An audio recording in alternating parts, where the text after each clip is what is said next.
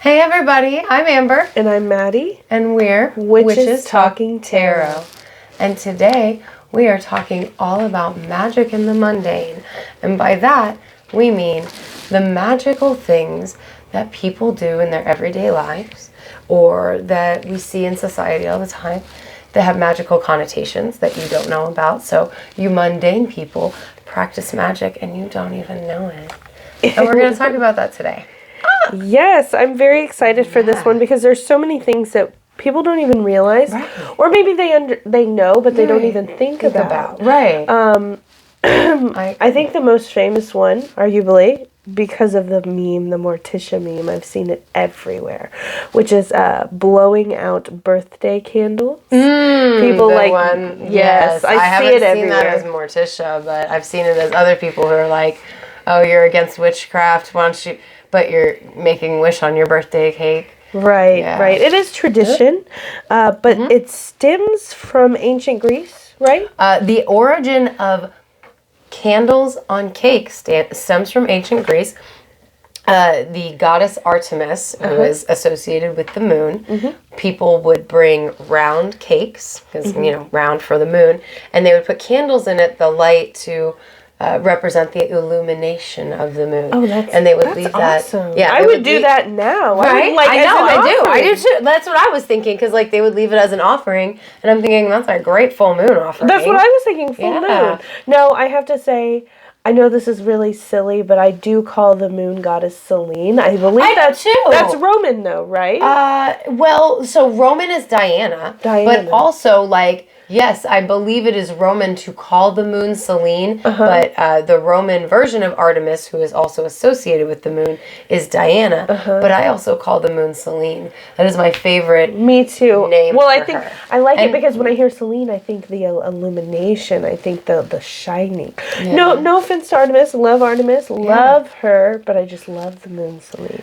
And I believe they're different goddesses. Right. Exactly. And so that was what I was thinking is that yes, Artemis and Diana are associated with the moon, but Selene is the moon. Yes. Exactly. Yes. And I do, whenever I go out on full moons and do anything full moon, by myself in my backyard, I always talk to her and I call her Selene. And I actually have that big, long canvas up there. It's going to turn into Selene and Sol.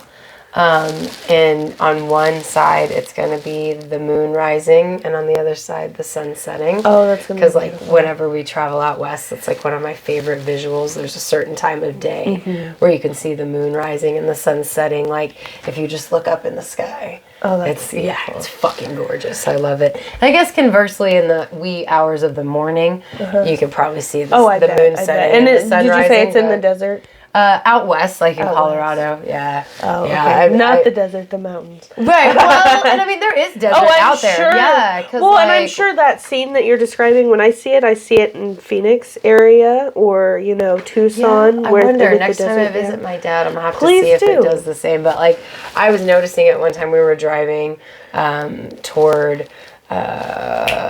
the Garden of the Gods, and we were I guess 3 hours east still of the Garden of the Gods, and it was just it was the most perfect way for the sky to be set up, and I guess my hands... It was almost like yin and yang. Yeah, it was, because you've got the oranges and the pinks of the sun setting, and you've got the purples and the blues of the moon rising. That would be a beautiful, yin and yang painting. Yes, sign. exactly. Oh my God. Yeah, and I'm going to call it Selene and Sol, because I like that. Yeah. Masculine and feminine. Exactly. So the wishes themselves, where did that come from? Do you know? So the wishes themselves, I think, just comes from witchcraft and the blowing out of the candles. Because birthday cakes with candles on them started in 1700s Germany. Damn, that birthday cakes sound good. Right?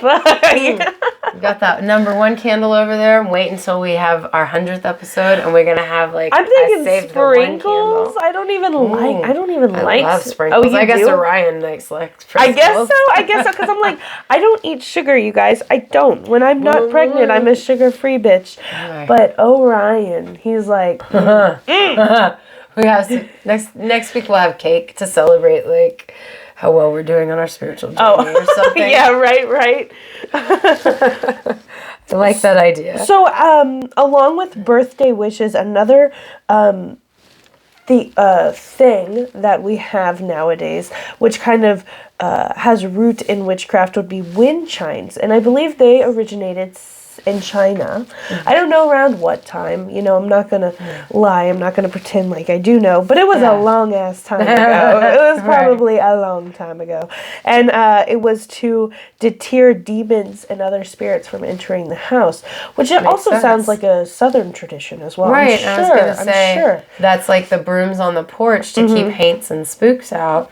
They've got to count all the little stuff. Now, with the chimes, it's probably the sound. The sound, absolutely. I bet it was made out of bamboo. I'm not trying to be stereotypical, but I love that sound. I love the sound of bamboo chimes. I do. Oh my god. My bells. I had also read bells.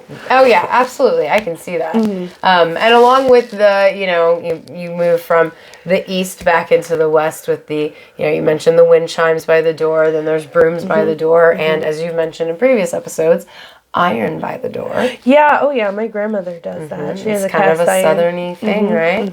But it's also she has bamboo witchcraft by the door as well, which I don't think is as common as the other things, but she does have bamboo by the door for luck. I mean, I have a chicken foot by the door, but that is not mundane at all. Right. Straight up magic. I guess there's bells on it, so there's mundane stuff, but I have a painted chicken foot hanging above my door. You don't look at it and think, oh, there's nothing up with that. You're like, what the fuck up?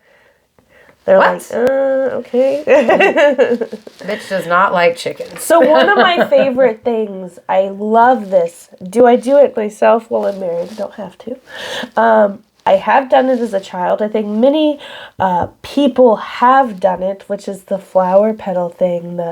Does he love me? Does he not? He loves me, he loves me not. He loves me, he loves me not. I love it. I love them. So that comes from a French tradition, and it's just straight up divination. Yeah. It's seeing the future. Divination that probably every single little girl in existence in America, at least, has done. I know I did that growing up all the time.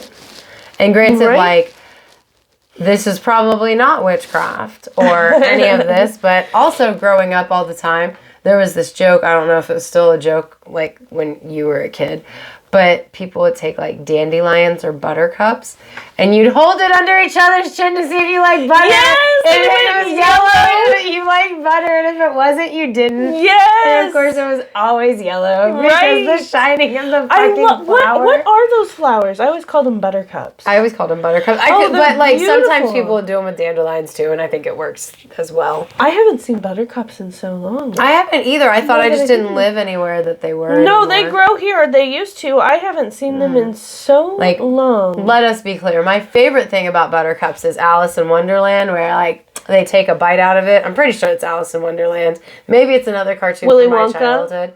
Oh, Willy Wonka, I think. And it's edible. It's just eat buttercup, and then you bite into it. I want that buttercup to eat. Right? I want it. It's funny you say that because me and my mom and my siblings, I think my dad was away on the truck when we were growing up. It was summertime or something. And they used to, on ABC Family, play movies, and then they'd have random facts pop up. Okay. As the movie's playing about the movie. Video. Sorry. So, as he's eating the thing, a fact pops up and says, "Did you know this was actually entirely made of wax?" And he had to crunch it and then spit it out. It was beeswax. They molded it out. Oh my god, I love that. I know, right? Like, as a child, I was like, ew, beeswax, what the fuck, that's gross. But now I'm like, hey. I kind of wish I'd watched that, because Pop-Up Video was one of my favorite things from VH1. Is that what they did? Pop-Up Video was a VH1 show that it had VH1 played the older music, right? Versus MTV, which played the newer stuff, right? So they'd play some of the older music videos, and they'd have little facts pop up just like that. And I love Pop-Up Video, and it was Pop-Up Video. That's why I said that when you said that, because I was like, that's just like Pop-Up Video. I don't know if they probably took it from Pop-Up Video. Oh, I'm sure they did. But either way, I would love to watch a movie with that, because I still so- love I pop-up loved video it. if I could find it, and now I'm gonna look for it because it's fucking great. Disney did it for a little bit as well. Like, we watched High School Musical, and oh my god, Zac Efron, and they like different facts would pop up, and it would be like, instead of snow, because Vanessa Hudgens was allergic to the fake snow, they used potatoes. Nice. Like potato That's funny. things. Yeah, Yes. like just all sorts of just different random things. I love it. So I do love that's it. great. I enjoy that they did that because pop-up video was arguably like one of the favorite shows back in the day. Oh like, yeah, my I God, that was loved such it. a good show. They did it with the Cheetah Girls. Yeah, it was awesome. fun. It was fun to get that little like pop up. Well, and I mean, you know, in the breath of blowing out birthday candles, we also have things like blowing. Well, actually, I didn't even think about blowing kisses, but Right, me either. I'm like, damn, we should have looked that shit up. like I where did feel like that come that's from? that's got to be a witchcraft thing. I gotta look that up real quick. I hope you But- don't mind, because I'm like, how the fuck did we not even think about that? There's blowing away eyelashes that become disembodied from your face, and you know, we blow them away in Victorian times, make wishes. and we make wishes on them. In Victorian times, if you found an eyelash, you would throw it over your left shoulder, I believe, but you would throw it over your shoulder regardless, and if the eyelash went into the air, your wish would come true. How did you know, and if though? it would 'Cause it's stick so to your small. clothes, I think you would watch, like legit watch, but I have Oh, okay. Sorry, if it stuck to you in any way, then your wish would not come true. So, according to my quick Google search, I didn't get to do extensive research. The act of blowing kisses originated in Mesopotamia as a means to gain favor with the gods. Yep, witchcraft, baby. Right, in Persia, a man of equal rank was greeted with a kiss on the lips, and one slightly lower rank with a kiss on the cheek. Oh, wow. Okay. Oh, I'm so glad I didn't say what I was thinking. That is so funny, though, because think about it, like, the people you're more familiar with, you kiss on the mouth, and other people, like, if you're a touchy-feely person like I sometimes am, you might kiss on the cheek. Mm-hmm. Like, people that you're kind of close to, but that, like, you know, you're not married, it's not your kids, it's not your mom. Right. You know, like, it's... So it's a blessing to blow a kiss, to gain... May you have favor of the gods. I like that. I do. And speaking of favor of the gods... when you do that. I'm sorry. Wishing on a star is where the gods come into play with that, because it was thought that if you wished on a star, you were gaining the favor of or you were asking for the favor of the gods. Yes. Back in the days of Ptolemy. So if you know when he was around, because we didn't look up the year, I just wrote down Ptolemy. Right. Hellenic, ancient Greek. I'm a Greek bitch. Yeah. Yes. And of course, because we can't have a video like this and not mention the Tooth Fairy. Right. Like, okay, like, I she's don't know. A fairy that takes one of your body parts to create her castle. Well, there's different legends. Celtic. That just sounds it like... really does. Like... It really does. I'm going to live in your teeth. Right. Like, it just sounds... I don't know the origin because I didn't look it up, but if I had to guess, I'd probably say Scottish or Irish. I'm just going to go with it is straight up 1,000,000,000% witchcraft that, absolutely. Like, again, majority of Americans practice... Everybody that has kids or was a kid probably practiced this tradition. And if you didn't get to grow up with the Tooth Fairy, I am dead up curious. I want to know what you did with your fucking teeth. Controversial moment, controversial opinion. So please don't cancel Maddie. Let your kids believe in the Tooth Fairy, damn it. Let them believe in Santa Claus. What's with all these bitches who are like, I'm not going to tell my kids. Yeah, no. No, don't do that. Don't ruin it. If my 20-year-old wants a Santa present, she at least has to pretend to believe in Santa. Right? Conversely, if my 20-year-old wants her fucking Christmas stocking, she got to put cookies out. She got to pretend for mama. If nothing else, because Santa Claus is real, even if only in spirit. Real. And you have to believe, like, I'm not trying to be all elf on you, but if you do not believe, if you do not put your energy into that entity, he will go away, just like in Jack Frost. Or, I'm sorry, The Guardians. I love that movie. Yeah, okay, I love like, seriously, so Santa is real, first of all. Yeah. And honestly, I could even argue... Last episode, we're talking about fucking Apollo. Now we're talking about believing in Santa Claus. If you want to understand that last reference, and you didn't hear our last episode, you have to check it out after this one's over. We're not crazy. We're not crazy. No, I'm not crazy. No, but for real though, like, I do believe in the Tooth Fairy, I guess, a little bit now that I say it. Like, I guess it's less the belief I hold in Santa, who's real, damn it. But also, I believe in the Fae, so I could totally believe that shit. I believe in the Fae, however, as a parent... No, don't! She's real. I'm gonna say that. What are you gonna do? How Theodore's gonna wake up with his tooth still under his like, she didn't come. Mom, what do you mean what happened? I don't know. She just didn't. Can you, my poor husband. You're like, Bryson, you gotta do this one, because if I do it, then I can't believe anymore. Right? No, you absolutely can't. Here's my thing, like...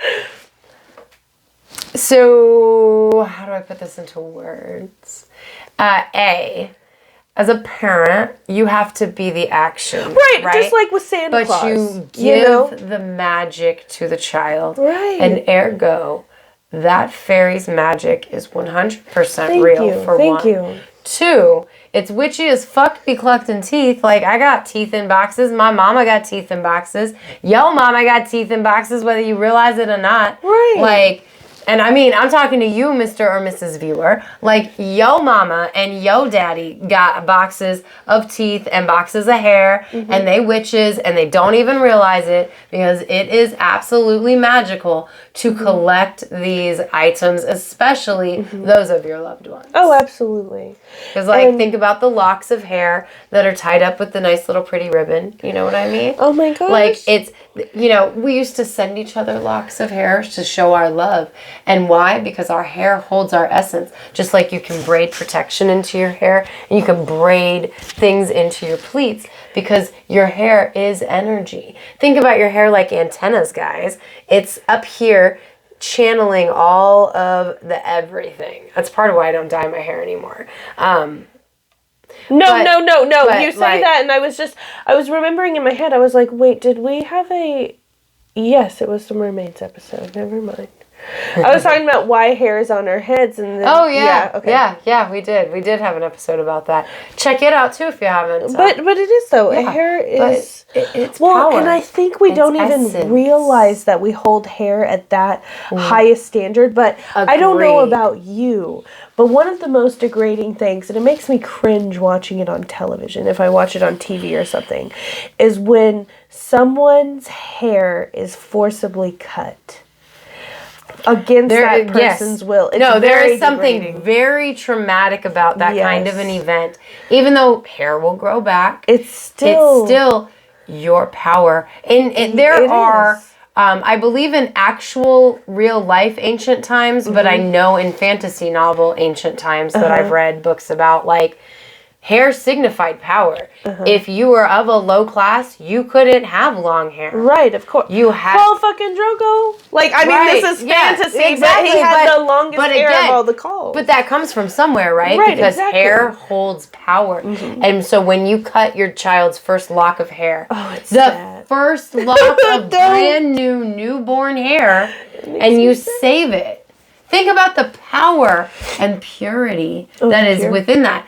And we innately do that. Like, so many of us. I know some of you non-sentimental people are out there like, I'll fucking do that. My parents didn't do that. Okay, but a lot of us do. Like, there's a lot of people do. I would say I know more individuals that do those kinds of things than don't. Not to be weird, but I'm a mom, so part of me is like, if you open the bag it's in and you smell it, does it smell like they did when they were babies? Not to be weird. I didn't keep mine in bags. Mine are just like in a jewelry box with a ribbon. Okay, so you I didn't don't keep know. them. I wonder. I mean, I keep them. They're just not in plastic bags. No, I know. So I was thinking I'd put mine in the Ziploc so I don't lose it, but I wonder. I have a jewelry box collection, so I just have teeth and hair. It's like he's going on his prom date. If you go through my shit, it looks like a witch's shit. There's like random beads here with some teeth and some hair, and then some random shit here with teeth and hair, and there's some random teeth here. And oh my gosh, that's so funny. I'm a disorganized witch.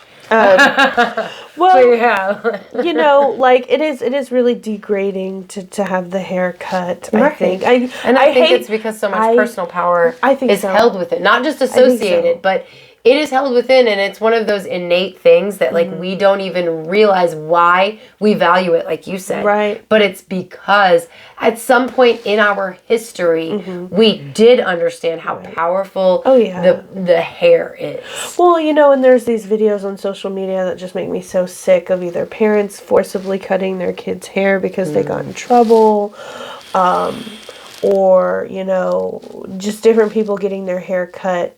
Again, not because they want to, and it's disturbing to me. It's actually disturbing. It is, because usually if you see that in pop culture, I mean, okay, so you know what? It's degrading. It's always when somebody's either taken hostage. Yep. I was like, as soon as I brought up pop culture, I was like, fucking Nazis in the World War II camps. Yeah, right there. Well, that's not pop culture, is it? I know, it's not pop culture. That's history. And I was like, it is real history. I was like, I should probably bring that up before I talk about pop culture. But like, they literally did that to degrade them. And I'm sorry, they were taking their power. They were stealing their identity because we do hold a bit of our identity in our appearance, specifically in our hair. It does affect our appearance vastly. You know, I look very different with my hair up versus my hair down. I look different when my hair used to be straight versus now that it's curly. So it's individuality. I mean, yeah, it really is. And it's the way, like, when you look at yourself in the mirror, you don't just see this, the face, you see all of it. Well, I'm sure, like... And it's one complete picture to you. So your hair is just as much who you are as your very face and the rest of your essence. Well, and I'm sure this is also addressed in Catholicism, because now that I think about it, what do the priests and the monks, ancient ones, they would cut their hair? They would cut their hair, but they would also shave...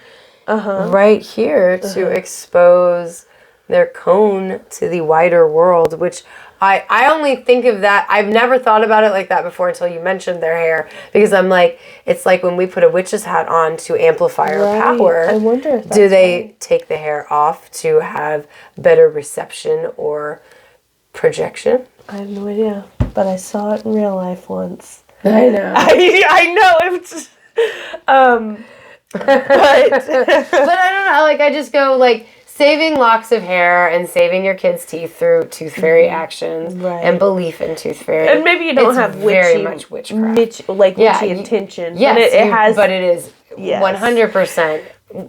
Whether your intention which is is why it's so hypocritical when people talk such witchcraft. Oh, yeah. Well, you know what I mean? Like, if you blow out your candles and you... save your kids' teeth. Well, granted, some people probably don't do the tooth fairy because it's a demon. I'm sure where we live in particular, there are probably maybe they don't, but I would venture to believe that those same people do save their children's teeth and hair. I'm sure. And it is still linked to magical things, absolutely. whether they realize they're practicing magic or not. And that's like... For me, that's the whole point of this episode. Oh, no, absolutely. Like getting to point those things out. Not to be a dick about it, but, I mean, if you want to think I'm being a dick about it, that's cool, too. What? Oh, saying how you're doing with yeah, exactly. Okay. Like, if you want to think I'm being a dick about it, but, like, you know, you don't practice the tooth fairy, but you still keep the teeth. Right. It's still witchcraft. So the next one that we're going to be discussing has an iconic moment in pop culture, which I just remembered, which is the throwing salt over your shoulder. Do you know what I'm referring Practical to? magic. Oh, shit. I was thinking Dumb and Dumber. Oh, but that too.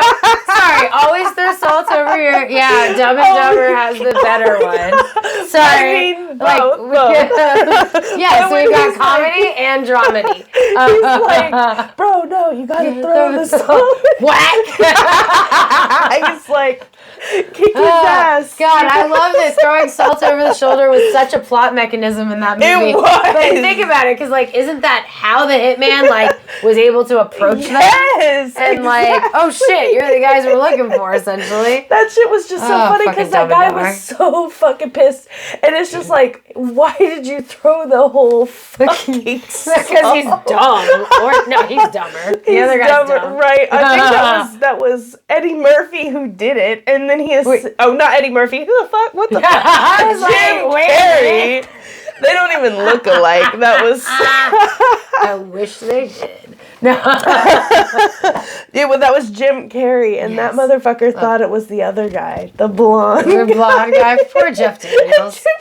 Poor Jeff Daniels. Who is actually a really great actor. Not just... Jeff Daniels? Oh, absolutely. Oh, Arachnophobia, absolutely. Well, he's not... Like, he's great in a lot in of comedy. Oh. But he played George Washington in the movie George Washington. I think that's what it's called. Never would have imagined him in that role. But I watched it at school, and it was fucking amazing. Like, there's this scene where all the because the Revolutionary War is my husband's favorite war. Yeah, it's real cool. But, like, where all the soldiers are eating water and flour to make, like, a thickened soup.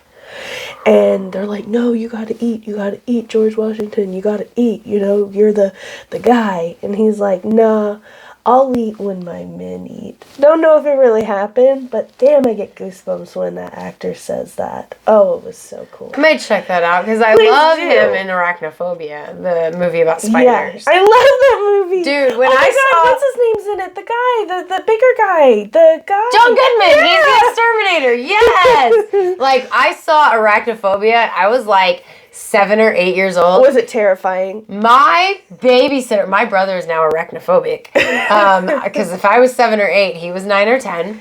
And my parents had like a cruise to Ireland for my dad's job or something. Whatever, I don't know. But my kindergarten teacher was the person that was babysitting myself and my brother. Okay. And she didn't have any kids of her own. And she had this bomb-ass apartment with, like, windows everywhere, which is amazing because I lived in Florida at the time. Right. We lived in Coral Springs, which is not too far from the coast, outside of Miami. So we're on the east side of Florida, and there's amazing lightning storms there all the time. And I bet it was beautiful. It was. I bet her it was apartment, gorgeous. it was gorgeous. Miss Nastasi. Sure you don't listen, but Miss Nastasi. Try to spell that fucking name.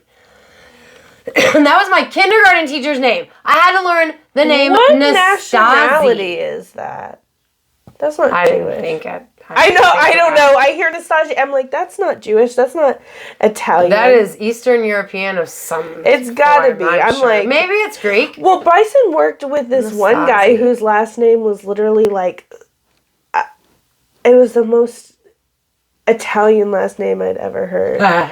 I mean, and I was like, is he Italian? Well, his first name was Tony. Ciperone. Yeah, it was like Ciperone, or it started with an S. It was like, I don't know, maybe it wasn't Ciperone. It was something along those lines. And Ciperone started with a C, just FYI. Not that it matters, I'm just saying. You know, in case Mr. Ciperone listens, I remember how to spell your name. And Miss Nastasi, I never knew how to spell your name.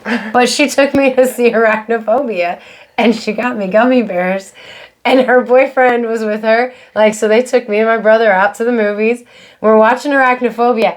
And I am fucking enthralled. This is probably one of my first, like, scary movies. I've already seen dolls at this point. And it's like, eats the cat. Well, like, I don't even know what's going on. I literally have, like, a handful of gummy bears that I'm doing this with. Because you got anxiety. Right? Because I'm, like, 7, 8 years old. And I'm watching. And all of a sudden... there's a spider web of gummy bears because they've melted. Oh, no! And Miss Nastasi freaked out. She's like, what did you do? I don't know. I was watching the movie. Oh, my God. She's like, no, we have to go clean your hands up in the bathroom. No, it's fine. Oh, my God. I'll eat it off. I don't care. I'm watching the movie. But, yeah, she was like, what the fuck is wrong with you? but she couldn't say that. As an adult, I know she was like, "The fuck is wrong with you, Amber? You used to be a good kid when you were in my class. What happened?" Because I was in like first grade and she was babysitting us. She was I don't think she was my current teacher, but anyway, it doesn't matter. It was just funny. I just wanted to tell that I made a spider web of gummy bears while watching Arachnophobia, and that was my introduction to Jeff Daniels, as far as I know. He's also in. Oh my God, he's so good because he's in the movie Welcome Home, Roxy Carmichael with Winona Ryder, and it's so good. I don't think I've seen no, you probably haven't. You have to be like a diehard Winona Ryder fan to have seen this movie. It's like early 90s. She's like this teenager and she's like adopted and she knows it and she's convinced that this rock star from her hometown is her real mom. And it's Roxy Carmichael. And so Roxy Carmichael is coming back to town and Winona is like sure that this is her mom and she just has to meet her and all this stuff. It's a good movie. It's a really good movie. Well, I can't remember who plays Roxy Carmichael, but I feel like it's like somebody like Cyndi Lauper or somebody from back then. I'm not positive. It's been over 2 decades since I've watched this movie. I love the game. Well, we were talking about names earlier, and something that popped into my head was, I don't care if this person hears. I'm not going to say his first name, but me and Bryson went to school with a couple kids, and their last name was Swinehart. And that's such an unusual name, and it makes me wonder. Pighart. It makes me wonder, were they herders? Were they pig farmers? Pig farmers. In like it just sounds so Scottish to me. Like I just am imagining Scottish pig farmers. Yeah, they have to. Well, because he is they're hog farmers now. So well, I'm plus like lots far? of people changed their name a little bit when they came to America. Mm-hmm. So that their name sounded more Americanized. So, like, if it was, like, Swineherd, changing it to Swinehart makes sense. Right. Well, and they're hog farmers now. So it has to have been, like, I just wonder how far back does it go? You know what I mean? That your name is literally Swinehart. It has to go back. Because all these names, like, you have Black, sometimes originates from blacksmith. Or you have... or Jackson, which is like Jack's son, and like that's where it originated from. Or Jameson is James's son. Right. You know, it's just crazy how names are like that. But yeah. I had talked to my husband about that a couple times, and I just think it's so crazy that their last name is Swinehart, and they also are pig farmers. Yeah. Because we live in a very agricultural area. Yeah, but like, but it has to go back. Maybe they haven't been pig farmers the whole time, but like. I would think that has to be where the family name comes from. Oh, it has to be. Absolutely. Like, just doesn't make sense to not be where the family name comes from. You know what I mean? Very European, in my opinion. Oh, yeah. Oh, my gosh. It's just, I think that's very cool to have a name like that. Unfortunately, my last name, Courtney, was one that was given more recently. With my Native American background, you know, they were given, or they chose different names than what they were. That's how mine originated from. Yeah. But I think it's really cool. Yeah. No, I mean, it is really cool. And, I mean, word origin is one of my... I love that, so I like to bring it up. Well, you said arachnophobia, and I'm like, arachnia. Do you love that song? Do you know it? That song. Oh, it goes. It's like, sorry guys, but it's like Arachnia weaves and she weaves so well. And then it's like, Athena is jealous, and so she turns her to the. It's called the weaving one. It's really cool. Oh, that's cool. So that is that like a pagan song? Yes, obviously? It is. Yeah. Arachnia. I also love the name Arachnia. I can't lie. Yes, I'll find my pencil there. I'm sorry, like I dropped my pencil. Arachnia. Oh, yeah. No, I mean, I've never heard that song, but yeah, I love the movie Arachnophobia because Jeff Daniels was really good in it. I can't remember most of the other cast, although you mentioned John Goodman. I'm trying to remember who like the main chick in the movie was, and I can't because I know her. She's in other movies. I can't picture her at all. I can't picture. Also, it's terrifying because like that could happen. You know what I mean? I don't know. It is. I still check my shoes. Well, I mean, like, I'm talking about, like, because it kills that guy and comes to America in that guy's body. Well, yeah, but I just mean, like, the first guy in that town to die, the old man, he had slit his foot in his shoe. And that's how the spider stung him, because it was in this fucking, like, slipper shoe. Fuck a spider. Oh, absolutely. I'm sorry, like, I'm Fuck a spider. like, listen, if you're a wolf spider, I'll leave you alone. I was born to be down, but not with spiders. Like, I'll leave you alone. You're a wolf spider. That's cool. You want to be like a daddy long leg? That's fine. Big old house spiders. I'm not down for, like, the brown recluse. I'll kill you. I'll probably fucking kill you. I'm not if I see the Black Widow, she's yeah. She's left behind a widower if he wasn't eaten yet. Right. Yeah. No, I don't like spiders. Fuck that. I would rather face a Black Widow than a brown recluse any day. And I will say, from an anti-witchy perspective, although this is because of Christianity, I just realized as I was about to say it, but, like, you know, the opposite of the magic and the mundane would be, like, snakes. Like, snakes are so powerful magically. Snakes are associated with feminine divinity. Oh, absolutely. And rebirth. I mean, I think they're one of Lilith's. Demonized. Oh, like absolutely. Nobody's business. Even you and I have talked about not being such big fans. I think also just what they are is creepy. I mean, they don't have any legs. They're slithering around on the ground. You know. Well, I mean, and I guess there was a time that humanity kind of, like, was like, that's cool versus creepy. Right, you know what I mean? And it's like, I was starting to be like, I wonder where we lost our affinity for snakes. But no, it's the church. The church made us hate snakes. Right. Well, except anacondas. Fucking anaconda. Because, like, they're right up there with brown recluses for me. They will eat you! Oh, no. I just had the movie on. Oh my god, did you just watch it? I love It's on Netflix. I keep trying to get I watch it all the time. He's never That's seen one of it. my, like, awful comfort movies. Oh my I will God, put it's Anaconda horrible. on with, like, J-Lo and fucking Ice Cube, motherfucker. Okay, and Owen it's got Wilson is Danny in one Trejo. of them. Yeah, Owen Wilson. Is he in the first one? He's in the first one. Okay, Wow. Sorry. And John Voight's the bad guy. He's kind of handsome. John Voight's not even the... They're, like, wading through the water. They're like, stop kicking me. Oh my god. Like, oh my god. I love that movie. I think on like this podcast we talked about the fact that I watched, like, I Survived, and this kid woke up and he's like, and the snake was around him. Yeah. No, I was in the snake's mouth. Yeah, the snake was, like, around him. Like, you know, like he was wearing a pair of pants, but it was snake. Okay, we'll say this just because I guess I'm on this is not controversial. This is common knowledge. Do not release your snakes into the fucking wild. No! Okay. You've ruined the Everglades, you bastard! No! It was one of my favorite fucking places in the whole United States. I know someone who did that. Because they were moving and they had their snake. I was like, what are you going to do with your snake? Well, we can't take it with her. I was like, you're not going to release it, are you? Find somebody to take it. You're not going to release it, are you?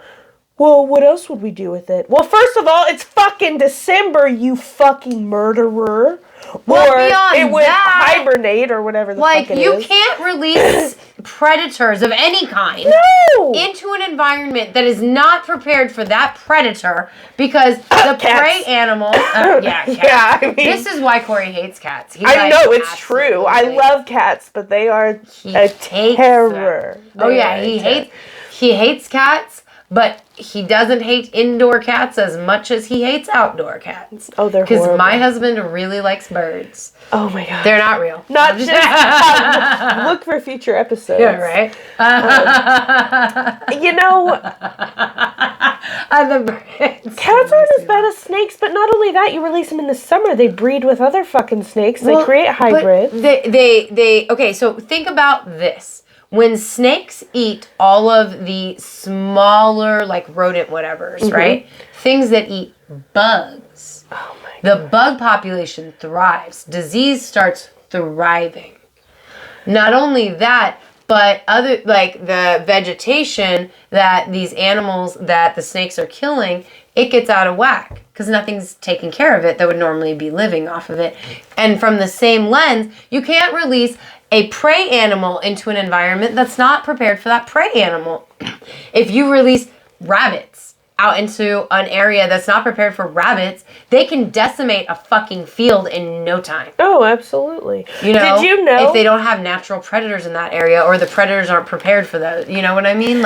And rabbits specifically, swine, you mentioned swine. Do you know what a problem there are with hogs in America? They're so bad. The hogs are Wild bad here, and they're mean. They're not even nice. No, they will attack you. They will kill you, just like Robert Baratheon. Oh, absolutely. No, they actually fucking will. will. And they will eat your crops. In Texas, you can kill a fucking boar, no license needed, to my understanding. Because they have so many. They're out of control. But the bottom line is, do not release your unwanted animal of any kind. Well, this is true story, okay? This happened when I was a kid. I don't know if you were living here at that point. Probably not. No. Somebody released their chimpanzee in Missouri. Yeah, no. Wait a minute. No. I don't know.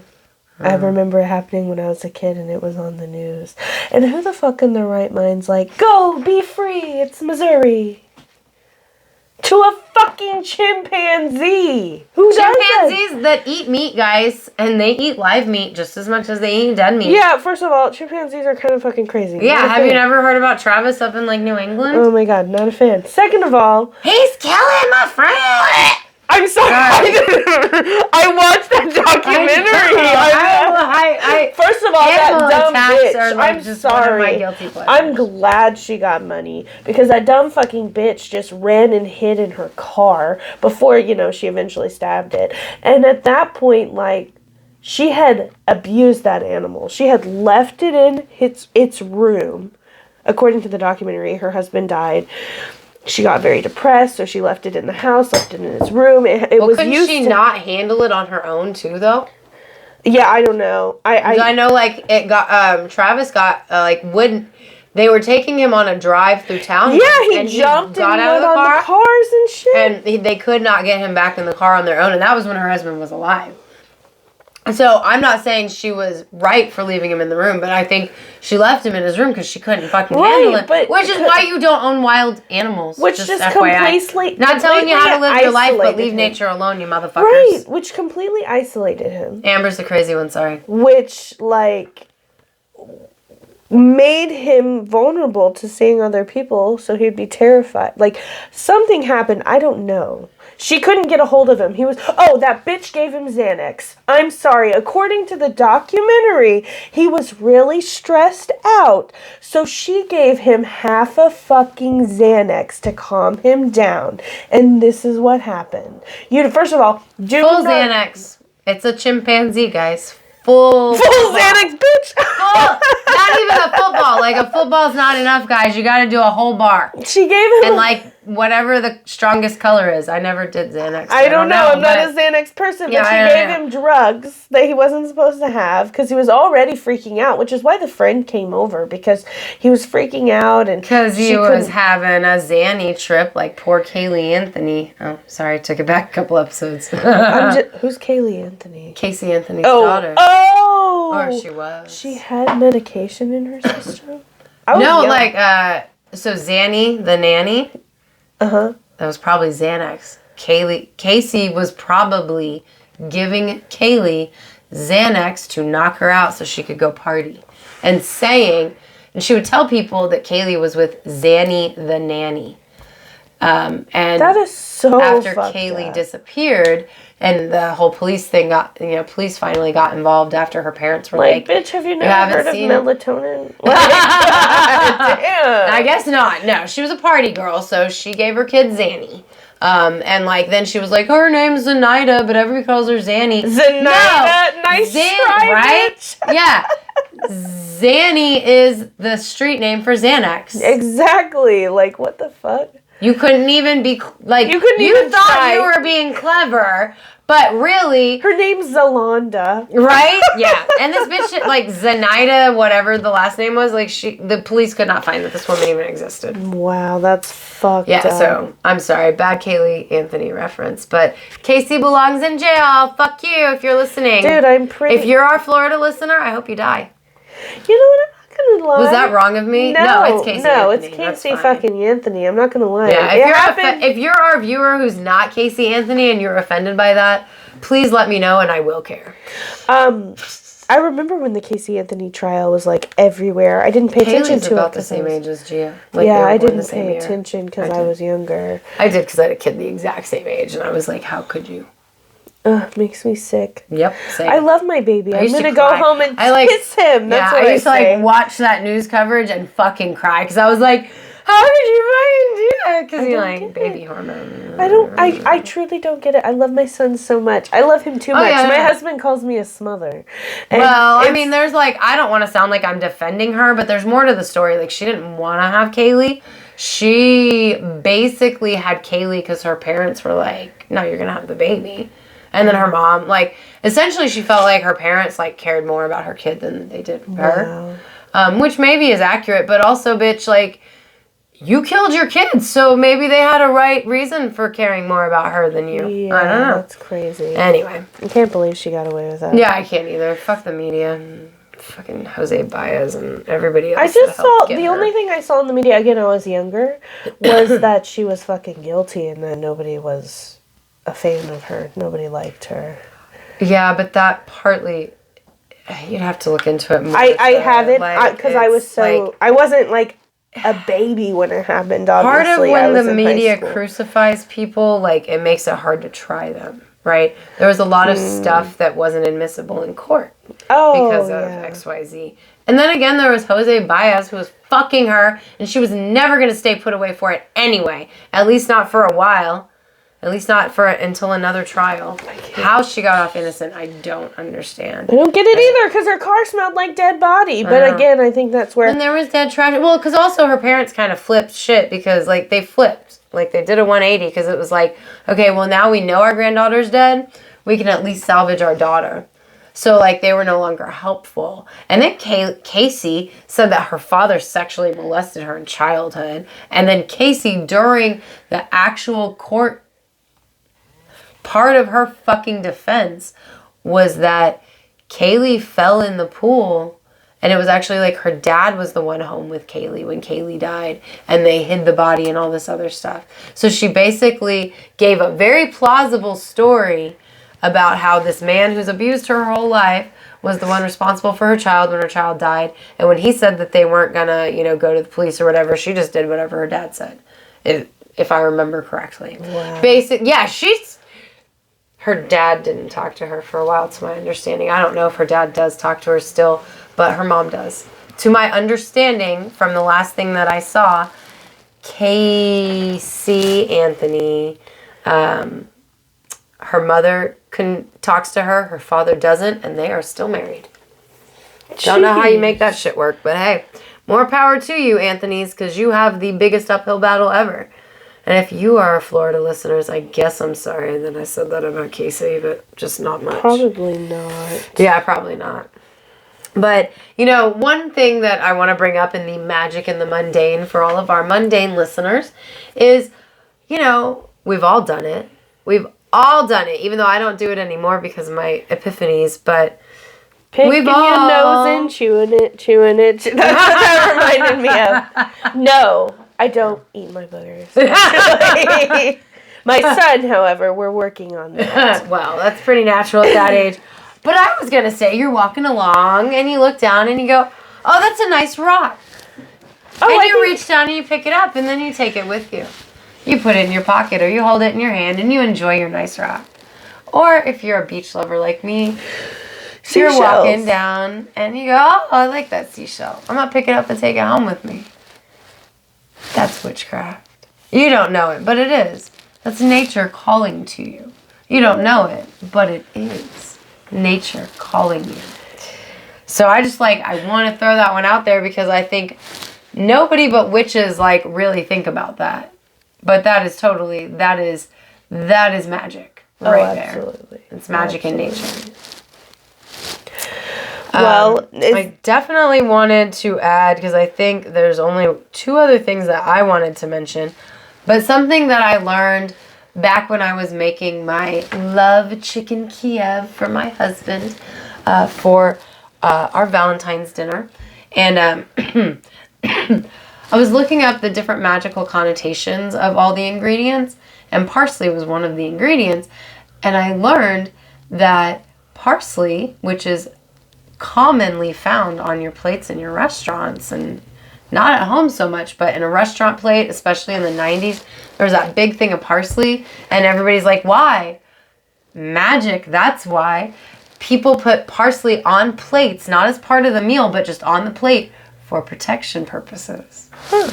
So when you were dining out, and maybe even a restaurant to this day still uses parsley, I don't think they do anymore, because everybody was like, why the parsley?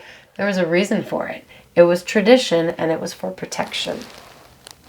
And everybody that's all bougie was like, that's so stupid. Why put parsley on the plate? It looks like shit.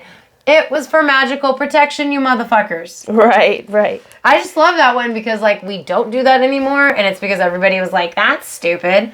No, it's tradition, actually. It's kale now. Yeah. I don't know if kale's for protection, but I know parsley is. The other, Kale's for trash. I don't know. Lolly eats kale. Really? She eats kale salads. Yeah. I eat kale chips. Roasted Kale chips are good. That's good. I prefer seaweed chips, but it's very similar in texture. Yeah. Maybe not so much flavor. The seaweed is more salty and more sea. Yeah. You know what I mean? Sea flavor. Yeah, fishy sure. type, Yeah. but in texture it's very similar. Yeah. But What was have you ever wished on numbers? Like 1, 2, 3, 4, make a wish. 11, 11, make a wish. Oh, yeah. Yeah. I mean, that's magical numerology. Right. I feel like people... Yeah. Yeah. You can look up the meanings of all those times, too. Like, I see 423 a lot. Really? I do. 423? 423. Yeah, it's weird. Yeah. But there's a magical connotation for it. If you're interested, you can Google it. Yes. Yeah. But yeah, like, there's all these little things, magic in the mundane, that we do. We don't even realize. We don't even realize they have magical connotations. So, anything that you can think of that we didn't mention. Oh, bottle trees. You want to talk about bottle trees real so quick? That's a southern tradition. And nowadays, around the, specifically in the South and Midwest, you see what looks like statues of trees outside, but the branches, or on the branches, are specifically blue bottles. They're they're so like beautiful. wine bottles or beer bottle type bottles. Yes, they're predominantly gorgeous. And those are used to trap spirits before they enter the home, sent at them from people. Yeah, and it's a really, really cool tradition, southern tradition. There's lots of Yeah. And if you're a southerner who's not a magical practitioner and you have a blue porch, don't paint it. Just appreciate the protection from the previous occupant, because that is magic too. Light blue keeps light blue is supposed to keep spirits away, which is why when, the spirit bottles being blue makes complete sense to me. Yeah. Oh, absolutely. Yeah. Well, is there any that you can think of? That we missed? Because, I was starting to ask that, and then I was like, shit, the bottles. I remembered. No. I remembered the bottles. So if there's any that you remember or can think of that we haven't mentioned, and you're watching us on YouTube, go ahead and comment under there and let us know. I'm curious. And while you're at it, like and subscribe. Yes. And then, if you haven't checked out any of our previous episodes, we would love for you to check us out. Give us any feedback. We're really curious about our YouTube presentation. If you're listening to us on Spotify or Apple Podcasts or Good Pods, please leave a review if you are so inclined. Give us feedback. We would love it. Please feel free to subscribe. And then when you have gathered your thoughts about the show, hit us up on Twitter at Classiest Witches. See what we're up to on Instagram at Witches Talking Tarot. Yes. All right. Well, thank you for coming and sit with us for a spell. And have a good one, Melissa. We didn't forget you. Our favorite Patreon. Well, no, that was not our favorite Patreon. Thank you. I'm going to say Nora and Pam, we love you too. Right. Sorry. You're in our top 3. Yeah. Shit. Damn. Love y'all. Thanks. Bye.